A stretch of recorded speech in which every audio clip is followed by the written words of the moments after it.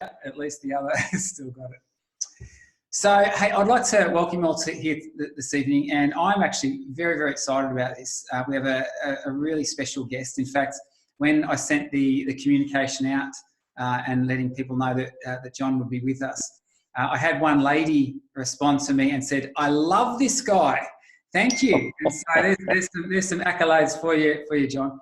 But look, I met John a few years back now at a positive education conference, and really inspired with what he's doing and the mission that he's on to really reframe how we do education. John has an Order of Australia medal that was it was a recipient for both his contribution to cricket and education. So there's an interesting blend. But he was formative in the positive education movement, which really came out of Geelong Grammar. He might be able to tell you a few of the stories that relate to his involvement there. But really has what I believe to be a really powerful message to share, specifically relating to a concept of relationship-based education, but more broadly than that. It actually, this notion of relationships and John's take on it has huge implications for health and human well-being. This presentation is part of a unit here at Avondale University College, which is focusing on evidence-based strategies for improving mental well-being. And this week we've been looking at relationships. And so John was our perfect guest for this. And what's interesting is we know that lifestyle medicine is concerned, or has historically been concerned, with physical health. And yet we've always known that the luminaries in lifestyle medicine have always included relationships and the idea of social connection, having love in your life as being absolutely formative to good health. That's good physical health, let alone good mental health. Dean Ornish, who is one of the fathers, I suppose, of lifestyle medicine, actually even wrote a book called Love and Survival. And he actually believes that that relationships and having a sense of social connection and love in our lives is probably more important than the food we eat and how physically active we might be in terms of affecting things like heart disease and the like. So this is a very, very powerful topic. So John, we're really excited to have you with us tonight, and this is going to be more of an interview style. You'll be doing most of the talking, but Thank you. So we've got some questions that I'd like to ask you. But before we do, any opening remarks you'd like to share? Look, we all live in relationships. Many relationships are imposed upon us. We determine some ourselves, and then through circumstance, we live our lives totally relationally. So if you're going for a ride on your bike or walk on the footpath or driving the car, under law, you owe a duty of care to your neighbour. So there is a lawful component to relationships as well. So my interest is and I think that there is a direct and pivotal relationship between how you relate to others and yourself and your physical and mental well-being. And so I've looked at it for 50 years in schools, and you will all say that the most pivotal teacher you ever came across was someone that you related to well. If you don't relate well, and there have been many studies, if you don't relate well to someone who is teaching you, then you'll learn very little. And that's a really serious concern. So my approach has been since 1970 or 1969 when I started teaching. But my interest there was to develop relationships so that, in fact, there was a rapport that enabled me to teach well and students to learn. But then I live in a community as well. So on what basis do we form relationships? So I'd like to start, if I may, Darren, just by actually reading from Life with Others, just a paragraph. And this is a lecture given by Donald Cohen. And it was given in, when was it? 2001. It was a special Dean's lecture in recognition of the Sterling, an award he won, Sterling Professorship. And it was delivered at the Child Study Centre at Yale University. And he spent his life working with kids who had autism, development disabilities, Tourette syndrome, and he worked in development psychopathology, child psychoanalysis, and children adapting to trauma. So if I could please quote his first remarks. A great deal of our mental energy is devoted to understanding the life that we are leading. From the moment of birth throughout the course of development, from infancy to old age, our reflections, conscious and unconscious, naturally dwell on the most intimate human activities, the forming, sustaining, repairing, and terminating of our closest relationships. Surely nothing is more compelling than this process, falling in love, taking in and being taken in by the other, and then at one point or another, surviving as the other leaves or saying goodbye as we move on. Much of the cortex evolved for these purposes, to look forward at the vicissitudes of our relationships with joy or dismay, and to look inward at the wishes and urges that arise in our personal depths with wonder and surprise. Our observations of the social world and the introspection of our inner world are necessary to navigate the changing social sea and to find some degree of satisfaction. And I just thought, right, okay, how could I commence tonight? And I couldn't think of a better way of opening it up. And can I continue by quoting here from Daniel Levitin's book on The Changing Mind, a neuroscientist's guide to aging well. And the longest study of health and happiness ever conducted is the Harvard Grant Study, now part of the study of adult development. It began in 1938, and it tracked 268 male Harvard students and 456 controls from Boston for more than 75 years without knowing how their life stories were going to turn out. One of the study members was President J.F. Kennedy. Around 59 of them, mostly in the 90s, are still in the study, and researchers are studying their children and grandchildren.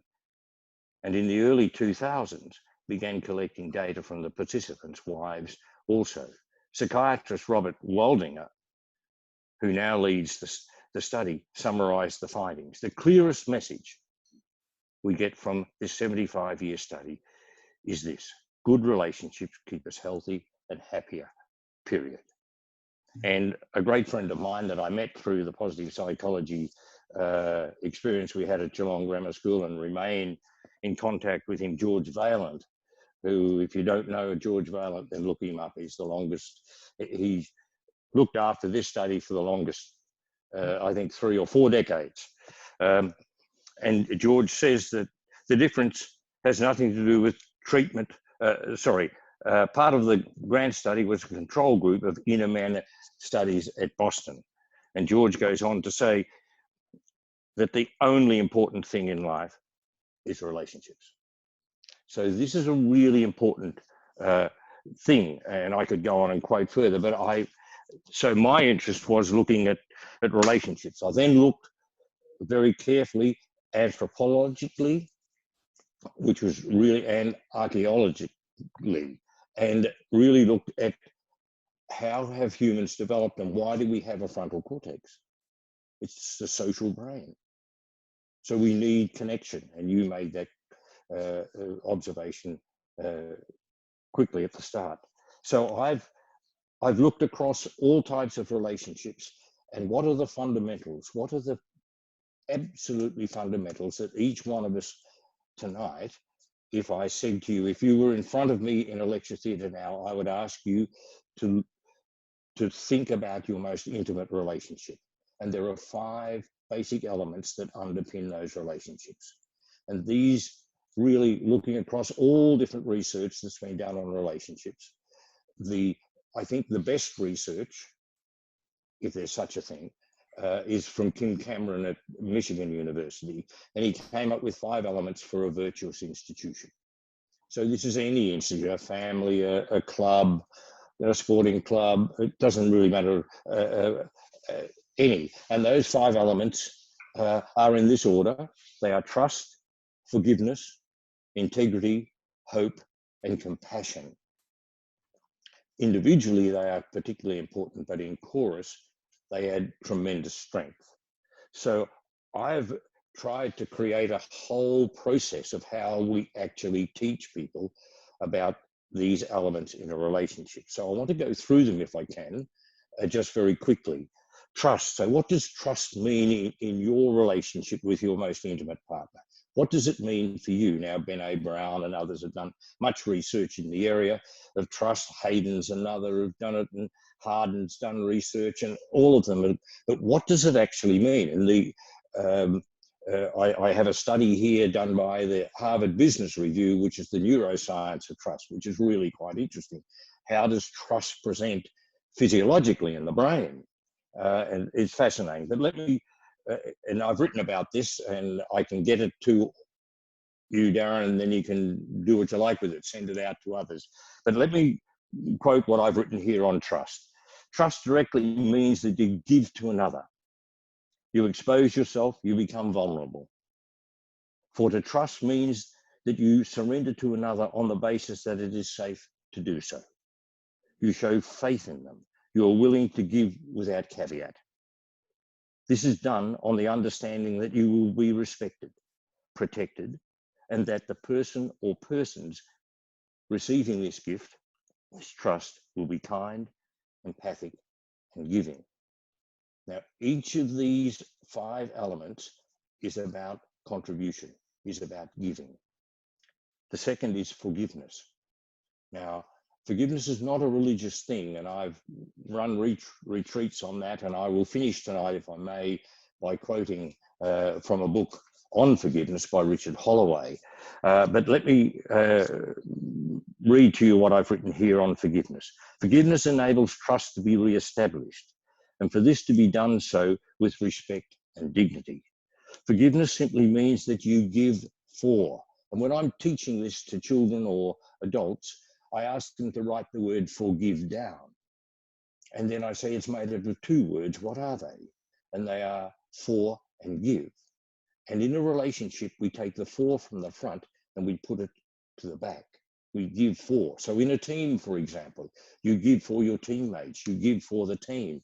This is really important stuff. So forgiveness simply means that you give for the relationship to exist and to function and to re-establish trust. The capacity to forgive expresses an unconditional faith in the other person. And that's unconditional. Forgiveness cannot carry a caveat. And this is really interesting. And most faiths have grabbed forgiveness as a pivotal part of their preachings, if you like, because forgiveness is the enabling agency for life, for you personally and for those you share your life with. The next one is integrity. Integrity means that each relational partner gives by behaving morally within the relationship. When mistakes are made, these are acknowledged and accepted, and the partners move to repair the relationship through forgiveness. Integrity is important, for it is understood that the intention of each party will try always to do the right thing. Now, I've been married for 45 years. I love my wife dearly, trust her implicitly. And she's the luckiest person in the world because I have never made a mistake in my marriage. Now, that's just absolute nonsense. So why does it endure? It's because she's given me a break. She knows that my intention is not to harm her. Now, I have 2 basic philosophies in life, and I've taken them in everything I've ever done. The first one is the Hippocratic Oath, which all medical people sign up to. First, do no harm. So that is a guiding light for me. Under no circumstance would I don't have a license, and you don't either, to have a license to harm anyone. So that's my first. And the second is the golden rule. So I would want to be treated as other people would want to be treated as I would want to treat, as they would treat me. This is particularly important. If you look at the golden rule and a study that's been done by Donald Paff, on the neuroscience of fair play. And if no one's ever looked at it, then look at it. It is fascinating. He looks closely at the golden rule and how it operates in societies to hold societies together. The next one is hope. John, The hope is the promise. Sorry, Can I Darren. just jump in there for a minute? Look, there's so much stuff, and I hope everyone's sort of like, absorbing some of this. And if we can get some of these reading materials, that would be great. We'll share them. I mean, the words that you're speaking are beautiful.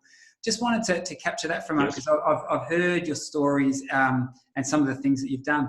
Could you maybe, and obviously there's so much we want to get through, but can you just expand a little bit on that? Because you actually use those two fundamental principles of nurturing relationships to almost reinvigorate Geelong Grammar in terms of its... You change the culture. You build a culture around those two. So we built a culture on kindness and forgiveness. So what we did was to take the 24 character strengths of Peterson and Seligman and Park and look at them. And these are values in action. Now, what that means is that everyone should do the survey. It costs you nothing to do it, and it will, unfortunately, and I've discussed this with Peterson, the late Chris. He was a terrific bloke. Discussed it with him, and unfortunately, the nerds who did the computer program put them 1 to 24 in some linear order, and it should not have been like that. But anyway, so the top 5. And so we tested every student and every staff member, and we went further. We tested all families, and so we had family trees of strength. And we looked across them all, and we looked for the things that I thought would qualify a person to be a significant and decent human being. And the two things that I wanted were kindness and forgiveness. So because it's values in action, we put them to practice. And it's like learning to play the piano or ride the bike or surf or whatever it might be. So we practiced and practiced, and we drove people mad with random acts of kindness and forgiving and all this sort of stuff. And then we retested 8 months later, and they moved from the mid-teens into the top 5 for the entire community.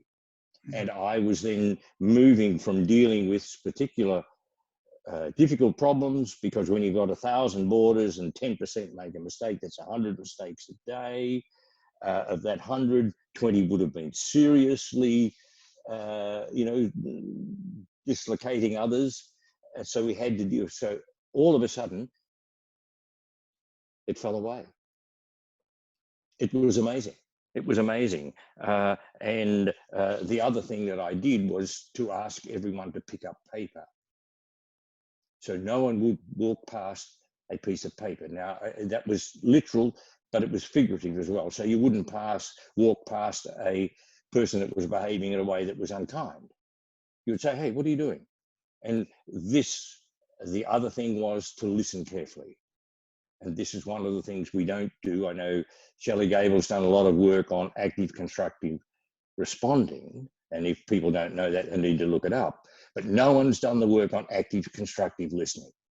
And I want to do that work, because if you don't listen, and this really applies in medicine, and there's been some terrific work done in that area, and I've got a book somewhere, which the title is Attention. And it looks at whether you pay attention, whether you listen, because we know that medical mistake is the major cause of death in the Western world. The 2016 Senate study in the United States, the review in the Senate, they lose every day in the United States 2 jumbo loads full of patients through doctors not listening. This is pretty frightening stuff. So I wanted my community, which was, 1,000 students or 1,500 students, 400 staff, including gardeners and everyone and so forth. I want them to listen actively, so that when someone was speaking to them, they were listening. So if I was in front of you now, I would stop and say, are you listening? And we don't multitask well when we're listening. We can't. So this is particularly important, Darren. Yeah, no, I found that when you shared that story, you know, hearing about the culture change that you're able to bring through, you know, at Geelong Grammar, which now is really considered sort of one of the luminaries in terms of positive education, and you played a massive role in that. Yeah, it was always fascinating to me that you instilled those two laws for living, you know, the Hippocratic oath, do no harm, and then do unto others. Yes. And that, just those two principles could create this culture shift as it was. And it does. And if you look at all institutions and families as well, they are institutions. If you actually mine down and look at the unwritten ground rules of motivation. So motivation is about what makes people act. What are the basic motivations that companies use, that schools use, that families use to get the behavior they want? And it's fear. It's fear. We use fear. Now, I've created a model that, and it's very simple. If you are fearful, then you can't really pay attention. If you walk into a class and you're afraid, you can't learn. If you hop into a car and you're anxious and afraid, you won't drive well. If you're going to give a lecture online and you're fearful, then you won't give it well because you're anxious. So anxiety is one of the really, really dangerous things, but most businesses operate that, and so everyone is underperforming. And this is a really serious thing. I've done some work in the area of peak performance with Cheng High's work on flow. And so I work with the Flow Centre, and we're looking at how we can get elite athletes into peak performance. And I'm really concerned about, I'm going to have open heart surgery in 18 months' time because of a valve. And I want the surgeon to be in flow when he's doing it. I don't want to be distracted, not paying attention. It's really, really important. So you're right, Darren. You've got to go to the fundamentals in life and look at, how do you get your students to work? Do you frighten them, or do you use kindness? And when I go to schools, I replace fear with kindness. And it changes the entire mental health of kids and staff. It's amazing, and it doesn't take that long. You know, it's exciting to see it. Let me just finish these. Let me go with hope, if I may, and then you can ask me some questions. Hope is the promise to actively give, to promote the mutual purpose of the relationship, and to always care for the other. Hope implies that each party will give to strengthen the relationship and to enable the other to do so as well. Hope provides a confidence to act and engender a faith in the relationship. So hope's the thing that gets you up in the morning. You know, it's the last thing in Pandora's box. It is absolutely the thing that sparks the day. The last one is compassion, and compassion is a really interesting one. Compassion establishes giving care, for it fosters giving through understanding the emotional state of the other in each and every lived context. Compassion registers the intention and action to follow the golden rule and the Hippocratic oath, which are posited in number 3. However, the difference between compassion and empathy is interesting. A narcissist can be empathetic, and they are empathetic. They are, because they know that this has disturbed you, but they don't care, right? Because narcissists are self-centered. So compassion is understanding empathy and then taking a step. So I understand that you're sad, and I say, Darren, can I help? I'm showing compassion.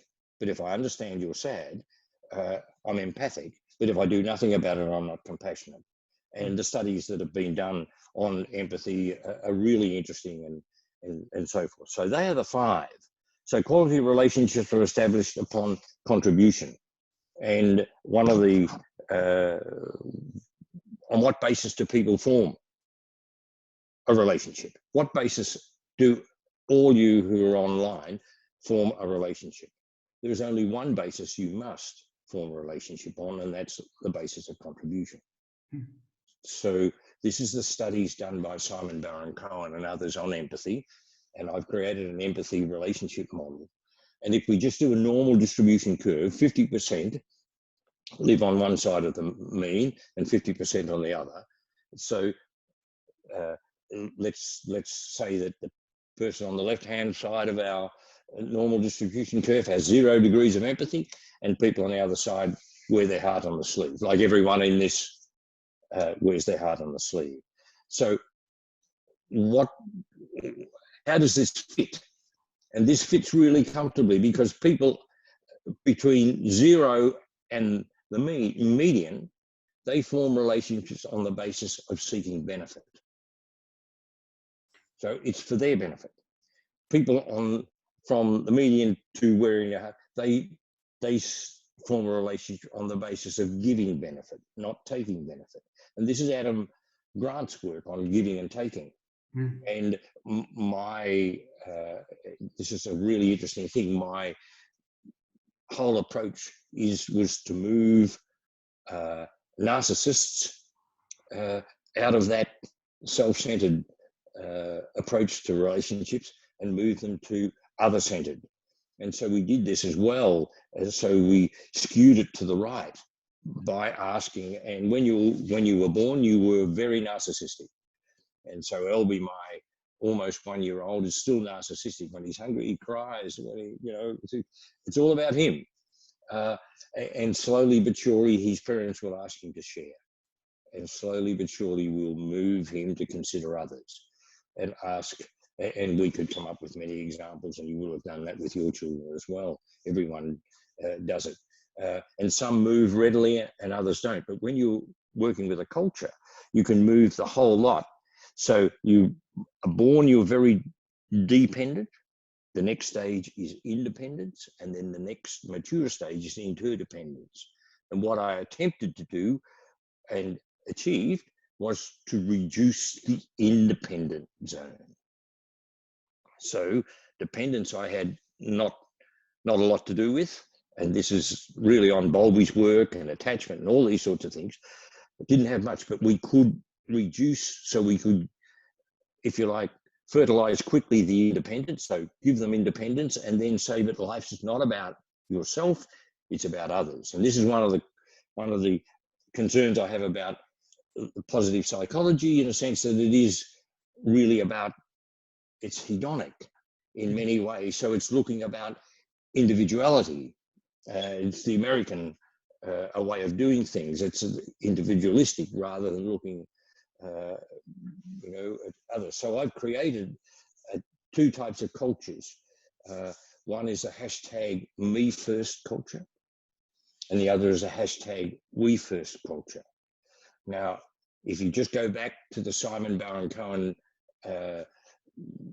the normal distribution, people who form relationships on the basis of taking rather than giving, when there's a huge challenge or when there is a problem, they will look after themselves primarily. People who take will immediately go back to the old brain, and they'll just go back and look after themselves. People who form relationships on the basis of contribution, what they do in a time of challenge, and these people are resilient and they have all the other sorts of things, don't have time to go into that tonight. But what, in fact, they do is, in a period of challenge or when there's a mistake made, they go to the hashtag we, so they look after the team. And I've done this with elite teams. And in the AFL Grand Final, you won't know anything about it because you're all New South Wales and so forth. But we had a team from Sydney and a team from Melbourne. The team from Sydney was individually were a better team. Each individual was slightly better than, and the Melbourne team won. Why? Because in that very hot contest, when a mistake was made, the person who made the mistake went to look after themselves, and everyone then went into blame and shame. And the other side, when a mistake was made, they went and collaborated and lifted them away from this mistake. They used forgiveness. So these are really, really complicated things. So relationships, how does it affect mental health? I asked you to think about your own relationship, most intimate, with those 5 elements, but your primary relationship is with yourself. So when you look at people, do they trust themselves? When they make a mistake, what ritual do you put yourself through before you deal with the bloody mistake? And each one of us will have a ritual. Each one of us will somehow whip ourselves, I've done it again. And so it goes on. So at that one moment when you recognize you've made a mistake and you feel a fool or you're ashamed, or what do you do? Now, I've had students who've recognized they've made a mistake and punch a hole in the wall, punch another kid, they've done ridiculous things because they're irrational at that time and they run away from it. So I've created a model which really I've taken from and changed slightly from the Truth and Reconciliation movement that occurred in South Africa, where at that one moment when you recognize you make a mistake, you can do one of 2 things. You can elect to harm, so harm yourself or harm someone else, or you can elect to heal. If you elect to harm, then you're going to use a destructive process initially, and if you'll then justify, and we're very good at justifying that particular, and we'll stay with that, and it gets worse and worse and more difficult to deal with, and in the end you say, bugger it, I'm not going to. If you elect to heal, then immediately you work in a relationship reparation process, because any mistake affects a relationship. Any mistake affects a relationship.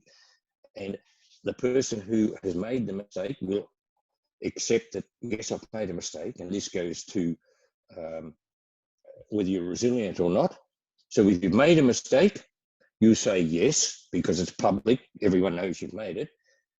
A person who puts a relationship together on the basis of seeking benefit, a person who goes to blame will say yes, but, and then justify why they made the mistake. A person who, they've selected harm. A person who selects to heal will say yes, and then the process is to repair. And this is really, really interesting. So I had to come up with a relationship reparation process that fitted into those, the Hippocratic Oath and the Golden Rule. And it wasn't an adversarial process, because the adversarial process is about retribution. So we had to reconstruct an entire process. And what it did, once we put that in action, recidivism disappeared. It was amazing. It was amazing. And kids are licensed to make mistakes because that's how they learn. But they will only learn from a mistake if the authority that's dealing with the mistake, in that one moment when it becomes realized that there's a mistake made, uses a constructive rather than destructive approach. Doesn't go to harm, but goes to healing. So this is really part of the whole concept of what we need to do in teaching relationships. Yeah, I've read an article of yours, John, on that heal and harm pathway for relationships. I'm really intrigued that, there's just so much here, and I know that everyone's sitting there going, okay, my brain's probably already full. I'm sorry, I apologise. No, but this is a good thing. And, one of the I love about the themes that keeps coming through in all of your 5 principles for healthy relationships is this idea of contribution and giving. Can you just elaborate before we get to questions? Can you just elaborate? You were talking about how perhaps one of the most important relationships we have is that with ourselves, and yes, and you started talking about how these 5 principles relate to that. Would you like to finish with that? So, how do you trust yourself? And do you consider yourself trustworthy? And this is what young people and old people are continually contesting with themselves. Am I trustworthy? And, what was his name? Scott Barry Foster? No, I mixed it up. Wallace. Barry Foster Wallace. Scott Foster Wallace, the great writer. He took his own life because he felt he was a fraud the entire time. Hemingway did the same thing. I could go through a whole list of people who in the end didn't trust themselves. And they were brilliant, but they continually thought they were frauds. And it doesn't take much for people to believe that they're not as good as they should be. And they don't trust themselves and they don't think they're trustworthy. And we can all find mistakes we've made that have dented our trust in ourselves. How do we deal with vulnerability? So in a personal sense, that's particularly important. So I ask people to, when I'm presenting this, ask people to define trust for themselves and to be able to explain it to an 8-year-old, to make it simple for yourself. The second one is forgiveness. You know, do you forgive yourself? Do you give yourself a break? And Learning wrote drew a terrific cartoon where he had Mr. Curly towing a little trolley behind him, and the trolley had a wheel on it, and on the wheel was a whip. And if he pulled it quickly, it belted his back. And we all, you know, feel disappointed when we make a mistake. We all feel disappointed when we come away from presenting a lecture and we think, well, it wasn't as good as it could have been. How do we deal with that? Do we say, oh, look, I'm hopeless or whatever? And this is where mental health comes in a real way. And this is where the culture is so coercive. And this is where you can, you know, that's hopeless, Darren. What were you doing? And all of a sudden that irritates, and then that undermines your sense of trust. And then the next one is integrity. So do you always try to do the right thing, or do you take some shortcuts? And do those shortcuts eat away at your ethical behavior, your moral behavior? How do you explain that to yourself? Because we all make these mistakes. We all don't listen as well. You know, I put red t-shirts in with whites in the wash, and, you know, they come, you know, oh, how am I going to deal with that? You know, these are just simple things. And then hope. Do we lose hope quickly? And I was a cricketer, played interstate cricket, and you know, I would play a ball and miss it. And yet I deliberately, I calculated everything. Oh, I've missed it. How do I explain that to myself? Do I lose? I can't play. Do I lose hope? You know, if I sit an exam and I get 55 and I wanted to get 85, I'm hopeless. How do I? And so we get this hope less rather than hopeful. So this is a really, really important thing when you're talking to people, and I've spent, you know, unfortunately, you know, many times talking to people who've taken their own lives and so forth, and hopes, and they just lose hope, and that's it. And it's, once you lose hope, it's really hard to get it back. And the last one is compassion. Do you look after yourself? So you know that you're sad. So what do you do about it? Do you actually care for yourself? This is Kristen Neff's work, and many others have looked at compassion and so forth. Armstrong, a terrific writer, and looks at 10 steps for compassion and so forth. These are really, really important things. Do you actually, get out on your bike and ride? Do you pay attention to what you eat? Do you actually pay attention to conversations? Do you listen?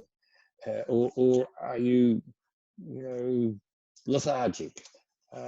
So this is really important from a mental health point of view. And, you know, going back to Cohen and Valiant and all the studies, there is no question in my mind that people that are struggling mentally really, they lose hope. And I'm dealing with a young man that I had in a boarding house 20 years ago, and helping him now, and we've been doing for 2.5 years to get him off ice. And he lost hope. He made a mistake and said that to me, and it wasn't. He's a lovely fellow, very bright lawyer, and we're nearly there. You know, it's 2 steps forward, 3 back, 4 forward, 1 back, and so on. And it's taken a long time. I've committed him. We've done all sorts of things, and we're almost there. But all we're doing is restoring hope, which will then regenerate trust in the way he lives his life. I think that's really powerful. You know, John, I remember you telling me a story because you were at Geelong Grammar when many of those people online would be familiar with Martin Seligman, who is widely considered one of the luminaries in the positive psychology space. And Martin Seligman actually spent 6 months at Geelong. He did. He brought his family, and I put them in the boarding houses, and I was really lucky, Darren. I spent half a day every day, 5 days a week with Martin Seligman. And it's interesting. I remember you telling me the story of, and it was really when positive education was born in some. It was. I wrote the first definition of it. Wow. So, and since that time, the positive education space is just exploding. Martin Seligman's. I remember reading his original book in 2002. I think it was Authentic Happiness, and yes. in there he was proposing that there were sort of three pathways to happiness, authentic happiness. And as I recall, it was positive, emotional, or pleasure. I think he called it that time. Yes. A sense of engagement, which is the yes. flow, and then meaning in life. That's right. It was PEM. And when he came to Geelong Grammar School, it was PEM. So I can remember he presented. We had a 9-day in service for every staff member, 350 staff members. So cleaners, gardeners, everyone. They all did this course. And PEM was that was the model. And I can remember it would have been probably a month in. I went in and I sat with him and I said, look, you're crazy. It's not PEM. It's all about life's about relationships. You've got to have relationships in your model. If you don't have it, then it's a waste of time. And we had we went for a walk, we had a huge arguments about it and a whole lot. And then he came back in 2009 and it was PEM. Relationship was in. Now that's interesting because you say that 2009 because in 2011 he published his book Flourish, and it's PEM now. It's actually PERMA. Yep, right. So let me talk about the and again, I think the A was a mistake. And I made this comment, and when he was in Adelaide working for the South Australian government and St. Peter's College, I nailed him on it. It's an interesting thing. So A stands for accomplishment. Now, that denies many people because you have a measurement of what you've achieved. And people denigrate that. And I said, Martin, it just takes all the steam out of your model.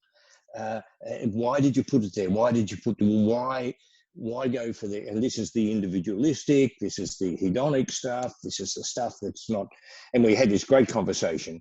But the reason that A got there was because he had a wonderful postdoctoral student who's now a professor at Penn, and was looking at a postdoctoral study and what really added to people achieving things, and she came up with perseverance.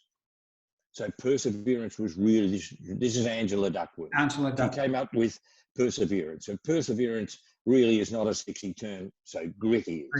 So we have grit.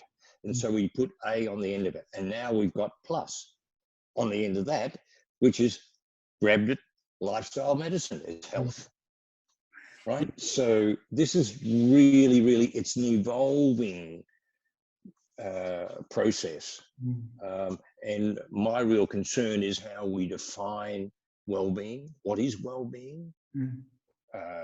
Is it achievement? Is that how you define it?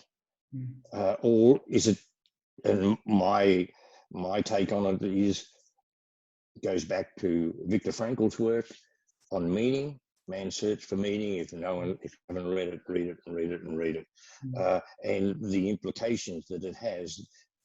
Meaning is about contribution to others. That's what it is. And that's where we get our greatest satisfaction in life. I'm embarrassed when I receive a gift, right? But I get a great pleasure out of giving a gift. And this comes to gratitude as well, which is another study that we haven't got time to get to tonight. You know, so I think, look, for those who are not familiar yet with the positive psychology space, that PERMA model, that, you know, PERMA, is considered, and as you're saying, which stands for positive emotion, engagement, sense of meaning, relationships, meaning.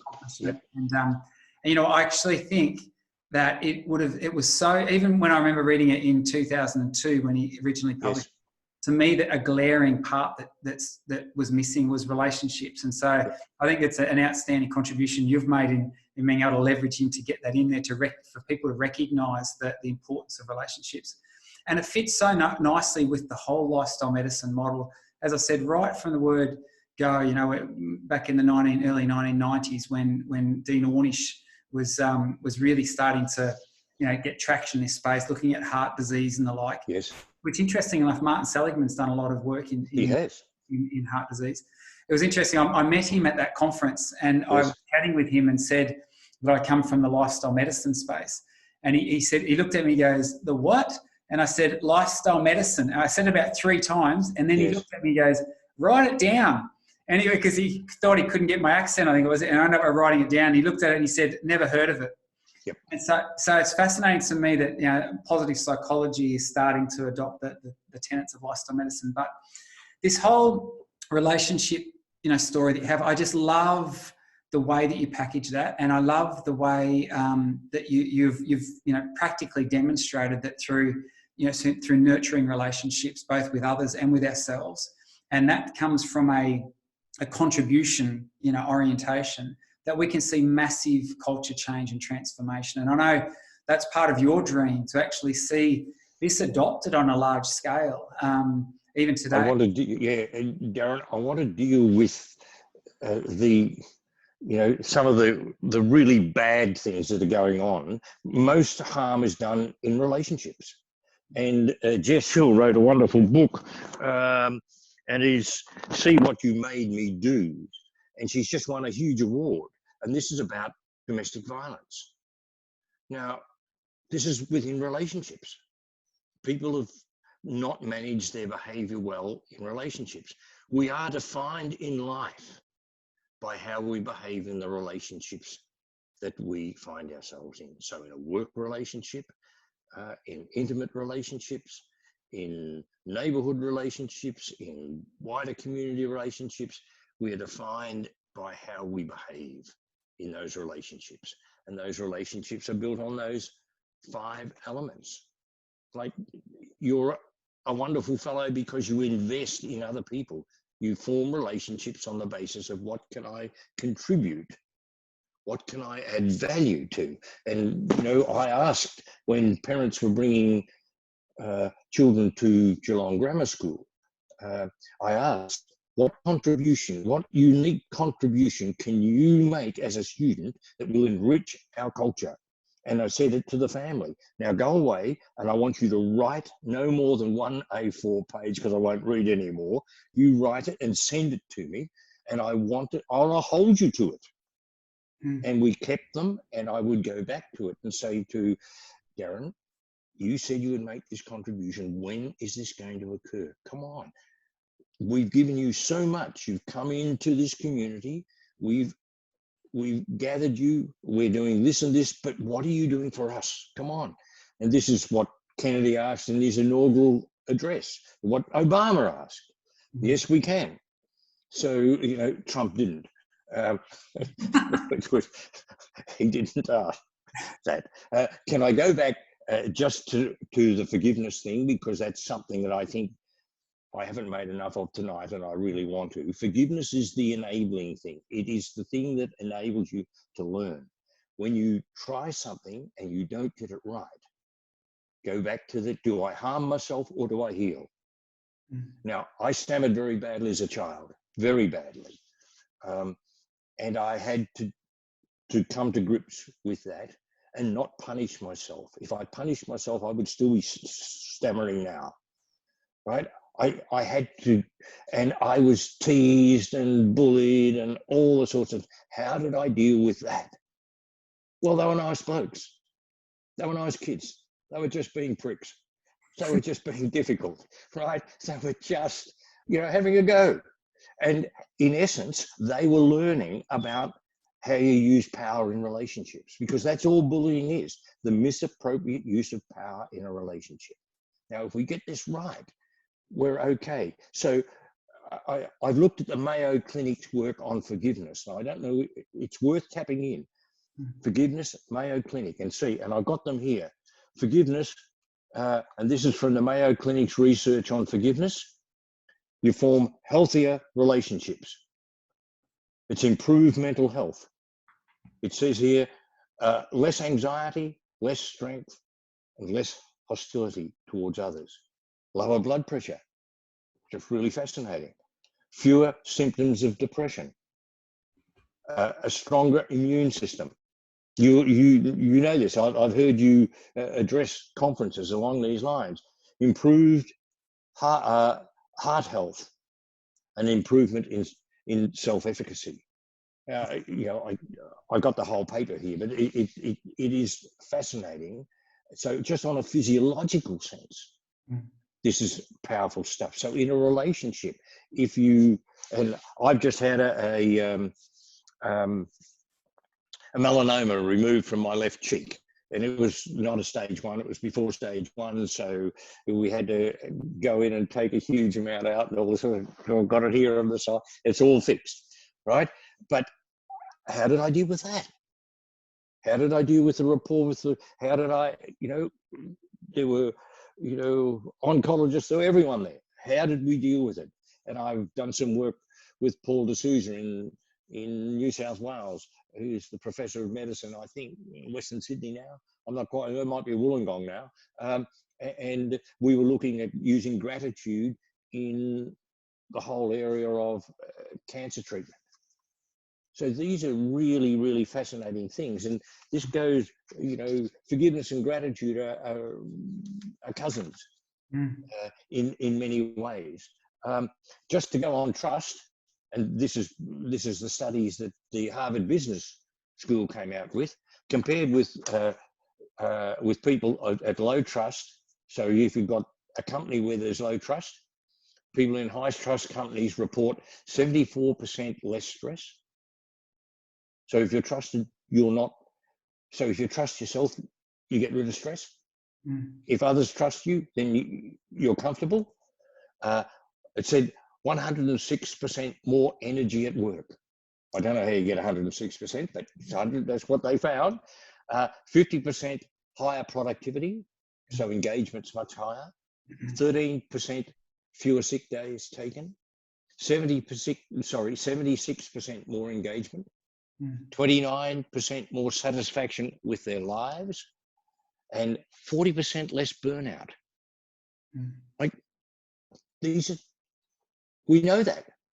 This is a study that's been done, this is really interesting. And Gallup in the last 30 years has done a study across all industries, looking at engagement, and find that in the world scene, the way we use fear to get people to work, if we look on a world scale, 13% of all workers are engaged.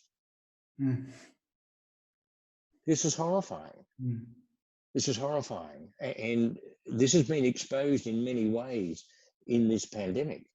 It's really interesting. How do you actually gather people so that they make contributions? And it's all relational. It's relational. Hey, John, you're not going to believe it. We have 2 minutes to go. Do we? Oh, I'm sorry. You know what I would love? If for those, I know there's just so much content that you've covered, and many of you would love to engage with that.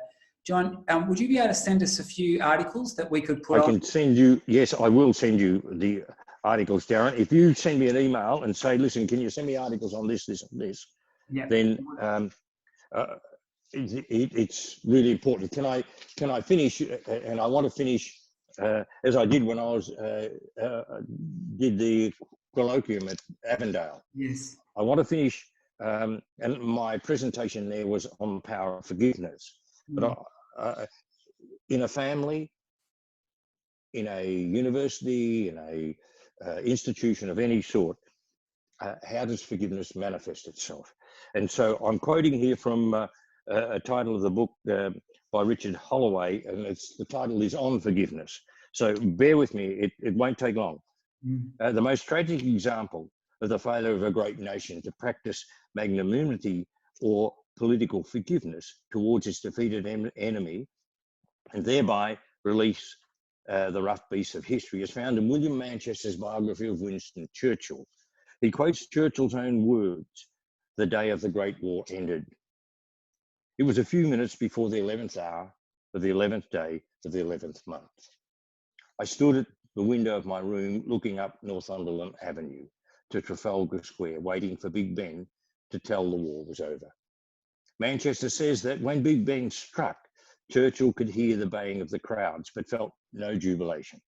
Since 1914, Britain had suffered 908,371 dead, 2,090,212 wounded, and 191,652 missing. Victory had been bought so dear as to be indistinguishable from defeat. Churchill's wife proposed that they go to Downing Street to congratulate Lord George, the Prime Minister. Those already present when Churchill arrived were discussing the advantage of calling a general election. I wonder if that'll happen after the pandemic. Anyway, Churchill interrupted to point out that the fallen foe was close to starvation. He proposed rushing a dozen great ships crammed with provisions to Hamburg, but his proposal was coldly rejected. Manchester tells us that while Churchill's suggestion was being rebuffed by his unforgiving colleagues, a twice decorated German non-commissioned dispatch runner who had been temporarily blinded during a heavy gas attack on the night of October 13 sat in a Pomeranian military hospital and learnt of Germany's plight from a sobbing pastor. 6 years later, the soldier set down a description of his reaction to the event. I knew that all was lost. Only fools, liars, and criminals could hope for mercy from the enemy. In these nights, hatred grew in me, hatred for those responsible for these deeds. The more I tried to achieve clarity on the monstrous events of this hour, the more the shame and of indignation and disgrace burned my brow. What was all the pain in my eyes compared with this misery? In the days that followed, my own fate became known to me. I resolved to go into politics. The soldier's name was Adolf Hitler. So if you don't forgive, it comes back to bite. And that's my diagram that you've got a copy of there. It's really important. If you don't forgive, you go round and around and around and you seek revenge. And it's crippling to you personally and to your mental health, and it's crippling to all those that you infected, that you affect. You know, John, when I mean, we're in the lifestyle medicine space, and at first glance, people think, you know, it's helping people with diabetes and heart disease, and we instantly gravitate towards thinking it's a nutrition-borne thing and it's a physical activity thing. But really, what we're talking about, I think that everyone, you know, listening to what you're describing and in speaking tonight, we all recognise, I think, in our hearts, we know that these are the deeper issues. You know, these are the drivers of the behaviours that we have, both good or bad. And until we go back, you know, like Gary Yeager talks a lot about these things, you know, yes, he does. These cause of the causes, you know, unless we start going back to these things that are the deep issues in life. There we find real healing, and there we find real happiness if we can get it right too.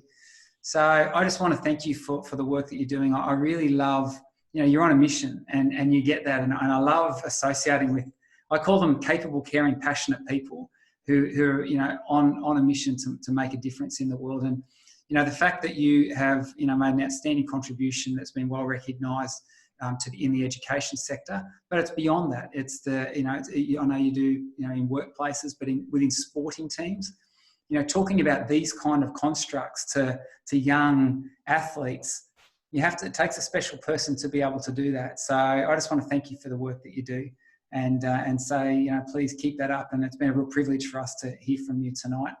and we'll share. We'll definitely send an email and share some of your writings with those that are present. Yes. And Darren, if anyone wants my email address, it's fairly simple.